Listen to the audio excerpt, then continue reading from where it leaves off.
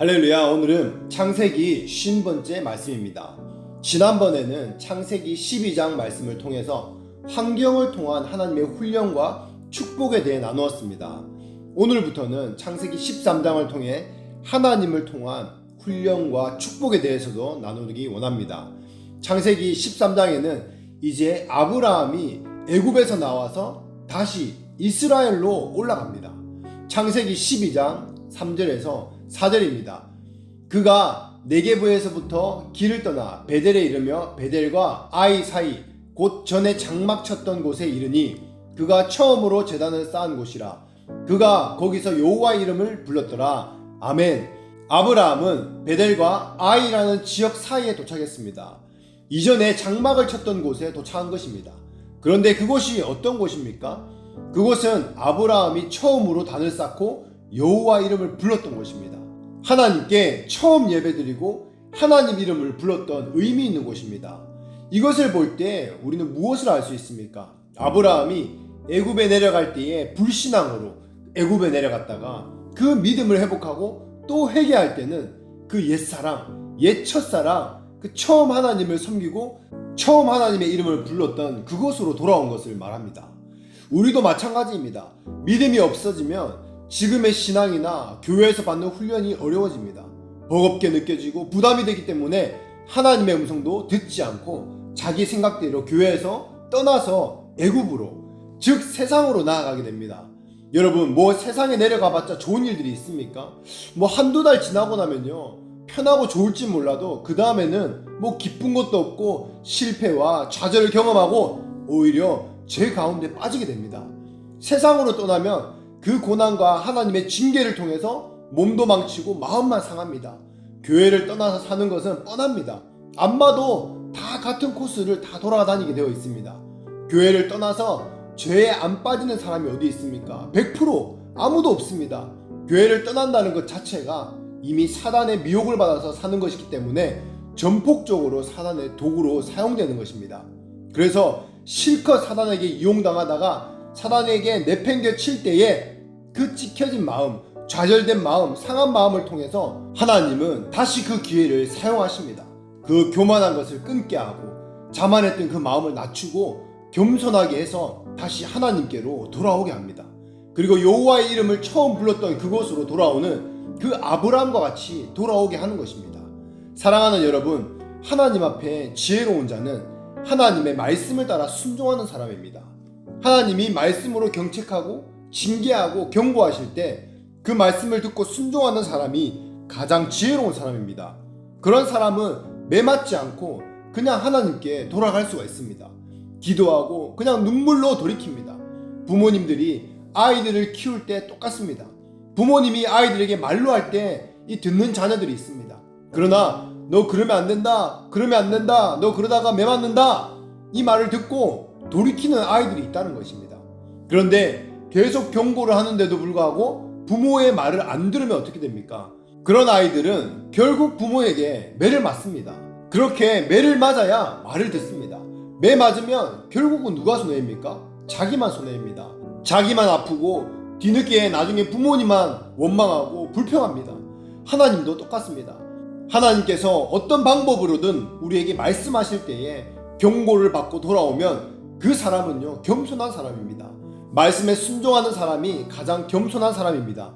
그러나 그렇게 말로만 해서 안 듣는 사람은 결국 하나님은 그 사람에게 매를 대십니다. 부모님들이 자녀에게 매를 대는 것이요, 자식이 싫어서 혼을 냅니까? 자식을 죽이기 위해서 그렇게 합니까? 아닙니다. 사랑하기 때문에 그렇게 하시는 것입니다. 하나님도 우리를 사랑하시고 포기하지 않기 때문에 그렇게 하신다는 것입니다. 때로는 사고가 나기도 하고 징계나 물질적인 어려움이나 장래의 문제나 여러 가지 어려움을 주십니다. 그런 고난이 있을 때 사람의 마음이 가난해지게 되어 있습니다. 사실은 정말 이것은요, 미련한 것입니다. 꼭 매를 맞아야 마음이 낮아지는 것은 굉장히 마음이 교만한 사람, 강팍한 사람입니다. 말씀을 해도 안 듣는 사람은 그 자체가 마음이 굉장히 강팍한 사람입니다. 그런 사람은 그에 합당한 징계를 받게 되어 있습니다. 정말 마음이 강팍한 사람이 하나님께 돌아왔다고 간증할 때에 어떤 간증들을 많이 합니까? 심하게 목숨의 위협을 느낄 때까지 어려움을 겪기도 합니다. 완전히 파산을 경험하기도 합니다. 하나님은 사람의 강팍한 정도에 따라 사랑으로 다르게 대하십니다. 그래서 아브라함에게는요, 애굽에서 실패를 경험하고 돌아와서 딴 곳으로 가지 않고 처음 하나님을 섬겼던 그곳으로 돌아왔다는 이것을 말씀하는 겁니다. 그가 돌아와서 한 일이 무엇입니까? 창세기 13장 4절 말씀입니다. 그가 처음으로 단을 쌓은 곳이라 그가 거기서 여호와의 이름을 불렀더라. 아멘. 4절 말씀을 보면 옛날에도 하나님의 이름을 불렀지만 다시 회복되어서 돌아왔을 때에도 단을 쌓는 곳에서 여호와의 이름을 불렀다고 말씀합니다. 여호와의 이름을 부르는 것은 하나님을 찬양하고 경배드리는 모습입니다. 여호와께 예배드리는 삶이요, 우리 인간들이 해야 될 하나님 앞에 가장 기본적이면서도 중요한 행위입니다. 바로 이것이요, 우리의 삶입니다. 요한복음 4장 24절이 말씀합니다. 하나님은 영이시니 예배하는 자가 신령과 진정으로 예배할지니라. 아멘. 하나님은 어떤 사람을 찾고 계십니까? 바로 신령과 진정으로 예배하는 자를 찾으십니다. 아멘. 성경 공부하는 사람을 찾지 않습니다. 열심히 봉사하는 사람을 찾는 것이 아닙니다. 그렇다고 해서 성경 공부하는 것과 섬기고 봉사하는 것이 가치 없다는 말이 아닙니다. 모든 하나님을 섬기는 행위가 여러 가지가 있지만 그 중에 가장 중요한 것, 기본적인 것이 바로 예배입니다. 예배가 있고 나서 그것이 다 의미가 있는 것이지, 하나님께 예배를 드리는 삶을 살지 않고 다른 것을 한다는 것은요, 의미가 없는 것입니다. 그래서 여러분, 훈련 받겠다고 하면서 다른 일은 바쁘게 하는데 정작 주일 예배, 수요 예배 하나 제대로 지키지 못하는, 집중하지 못하는 사람이 많이 있습니다. 이것은요, 앞뒤가 맞지 않는 것입니다. 그 사람은 하나님 앞에 정직한 사람이 아닌 것입니다. 정직하지 않다는 것은 욕심을 따라 신앙생활을 하는 것입니다. 정욕을 따라 신앙생활을 하는 것입니다. 하나님을 위해서 사는 삶이 아닙니다. 하나님 앞에 바른 신앙의 잣대는요, 하나님 앞에 예배드리는 삶입니다. 예배드릴 때 여러분 주위에 한번 돌아보시기 바랍니다. 가끔 정말 하나님 앞에 예배드리는 그런 얼굴이 아니라 이상한 얼굴을 가지고 하나님 앞에 예배드리는 사람이 있습니다. 하나님은요, 모두 다 아십니다. 예배 때 사람들의 모습이, 자기들의 본 모습이 다 드러납니다. 멀쩡하게 앉아있는 것 같지만 예배드리는 그 태도와 모습이요, 영이신 하나님이 모든 것을 꿰뚫어 보시는 하나님이신데 다 드러나지 않겠습니까? 하나님은 모든 것을 다 아시고 다 지켜보고 계십니다. 그냥 예배 시간만 맞춰와서 앉아서 찬양하고 설교 말씀 듣는 것이요, 예배의 전부가 아닙니다. 하나님을 경배하고 예배드리는 삶에는요, 사단이 틈타기가 어렵습니다. 그만큼 예배는 굉장히 중요한 것입니다. 인간의 가장 순수하고 바른 모습이요, 가장 적나라하게 나타나는 것이 바로 예배입니다. 그래서 주일날 예배 드릴 때 이 앞에 강단에서 서서 보면요, 영적인 신앙 상태가 다 나타나게 되어 있는 것입니다. 일주일 동안 그 사람이 살아온 것이 주일날 예배 드릴 때 다 드러나는 것입니다. 다른 것이 다 형통해도 내가 하나님께 예배 드리는 삶이 제대로 안 된다면, 즉 예배가 기쁘고 감사가 넘치고 생명을 얻고 예배 말씀이 나의 영혼을 새롭게 하고 예배의 삶이 되지 않는 신앙은요, 뭔가 큰 문제가 있다고 봐야 되는 것입니다. 우리가 교회 안에서 모임하고 사역팀에서 모임하고 훈련받는 것, 물론 그것이 매우 중요하고 유익합니다. 그러나 그것은 하나님 앞에 바른 예배자가 아니라도 그런 것은요, 다 할 수 있습니다. 자기 일을 위해서 그런 것은요, 열심히 더 할 수 있습니다. 자기 종교적인 지식과 자기 커리어와 자기 경력과 능력, 자기 유익을 위해서 그런 것은요, 얼마든지 할 수 있다는 것입니다. 자기를 위해서 얻고자 하는 마음으로 열심히 얼마든지 할 수가 있습니다. 그러나 예배는 하나님께 올려드리는 것입니다. 로마서 12장 1절 말씀입니다. 그러므로 형제들아, 내가 하나님의 모든 자비하심으로 너희를 권하노니 너희 몸을 하나님이 기뻐하시는 거룩한 산제사로 드리라. 이는 너희의 드릴 영적 예배니라. 아멘. 구약에서도요, 번제는 양을 태워서 하나님께 다 올려드리는 것이었습니다. 자기가 얻는 것이 없었습니다. 예배는 하나님께 온전히 영광과 찬송을 올려드리는 것입니다. 수십 가지 악기를 사용하고 최고의 가수를 불러다 놓고 멋지게 예배한다고 찬양이 다 하나님께 올라가는 것이 아닙니다. 하나님께 올려드리는 영의 찬양만이 하나님께 올라가는 것입니다. 그렇지 않는 예배, 그 찬양은 다 바닥에 떨어집니다.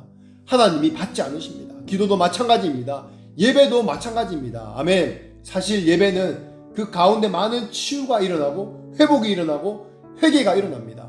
그런데 신앙이 잘못된 사람은 어떤 모습을 보입니까? 반대로 합니다. 예배는 그냥 대충 형식으로 때웁니다.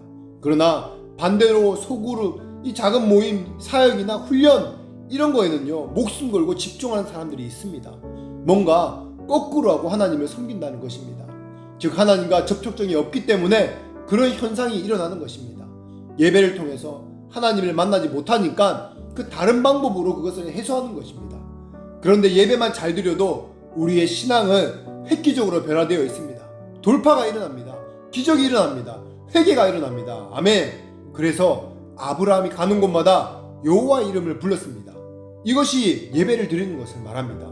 예배자가 되는 것이 얼마나 중요한가를 깨닫게 됩니다.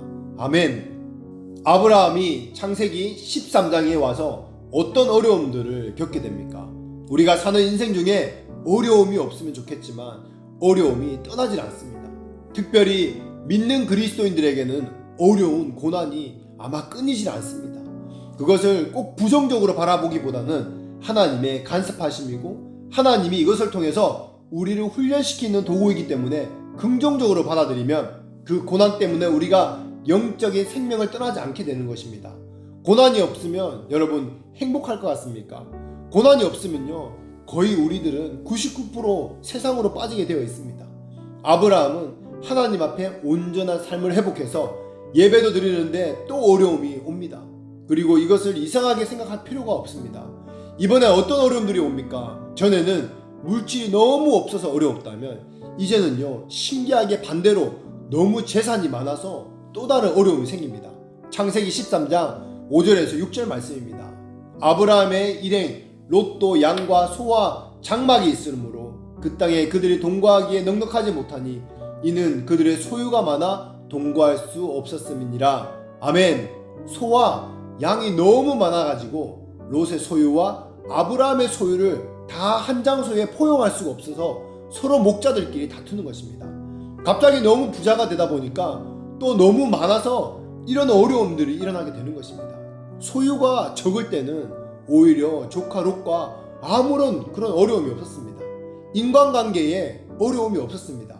그런데 오히려 소유가 많아져서 잘 살게 되자 부자가 되니까 롯과 인간관계 문제가 오히려 더 심각하게 일어나게 되는 것입니다. 하나님은 이렇게 끊임없이 주어지는 그때그때 어려운 상황들을 통해서 우리들을 훈련시키시는 것입니다. 아브라함도 예외가 아닙니다. 하나님이 택하신 사람에게 그에 상응하는 인격의 훈련을 시키십니다. 그래서 모든 사람이 똑같은 신앙생활을 해도 훈련의 정도가 모두 다릅니다. 똑같지 않습니다. 그것은 하나님이 쓰시는 그 사람의 그릇이 다르기 때문에 그렇습니다.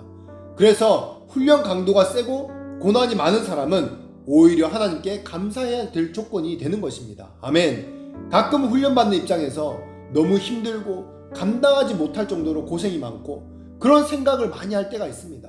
나랑 똑같은 신앙생활하는 내 친구들이나 주변 사람들과 비교하면서 저들은 고생하지 않는 것에 대해서 의문을 많이 품을 때가 있습니다. 그것은 우리가 인정을 해야 됩니다. 하나님이 쓰시는 분량에 따라서 훈련의 분량도 틀리고 그렇기 때문에 고난의 분량도 틀린 것입니다. 적게 쓰는 사람은 적게 훈련시키고 분량이 적은 사람은 그 분량에 맞게 작게 쓰고 그러나 모세와 같이 민족의 조상인 모세와 같이 또 믿음의 조상 아브라함과 같이 이런 사람은요 40년, 80년씩 고난도 아주 혹독하게 더 많이 주십니다. 다윗과 같은 사람도 엄청난 고난을 받았습니다. 시편을 다 채울 만큼 엄청난 고난투성이었습니다. 그 사람들은 다 하나님이 쓰시는 믿음의 그릇의 그 분량을 하나님이 크게 잡았기 때문에 크게 훈련시키는 것입니다. 그래서 사람을 따라 사람을 차별하는 것이 아니라 하나님의 다 부르심이 다 다른 것입니다. 어떤 사람은 목자로, 어떤 사람은 선교사로, 어떤 사람은 비즈니스맨으로 다 부르심이 틀립니다. 부르심에 따라 훈련 강도가 틀린다는 것입니다. 그래서 목회자에게 주는 그 훈련과 또 다른 직분자에게 주는 분량이 다 다릅니다. 사역의 크기에 따라 또 틀립니다. 그래서 우리는 사람과 비교하면 안 됩니다. 남과 비교하면 하나님을 이해하지 못할 일이 너무 많이 생기게 되어 있습니다. 사람과 비교하지 말기 바랍니다. 하나님의 마음을 더 깊이 이해하고 하나님이 주시는 훈련에 감사함으로 훈련을 받아서 하나님의 기쁨이 되는 여러분들 되시기를 축복합니다. 말씀을 맺겠습니다. 아브라함은 끊임없이 모든 삶이 훈련입니다. 여러분들도 아마 하나님 앞에 살려고 하면 모든 삶이 훈련이다 하는 생각이 들 수 있습니다. 어려움도 많을 것이고 겪지 않아야 될 애매한 고난도 겪고 그런 사람도 많이 있을 것입니다. 신앙을 안 하면 겪지 않아도 될 일들도 많이 있습니다. 이것을 부정적으로 보지 않고 내가 하나님의 훈련 중이구나 이렇게 생각하면 그 훈련이 값지게 되어지는 것입니다. 고난이 역경이 나에게 축복이 되는 것입니다. 그 뒤에 역사하시는 하나님의 계획을 보시기 바랍니다. 그럼 여러분들의 자세와 태도가 바뀌어지게 될 것입니다. 그리고 예배가 열쇠입니다.